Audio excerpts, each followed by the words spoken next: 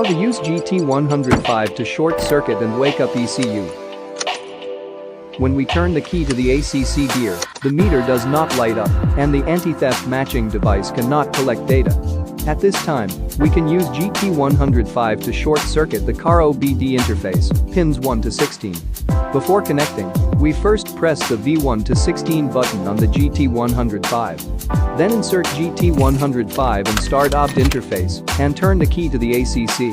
At this time, we can see that the meter is lit, and finally we can start to connect the key programming device and start the key matching operation.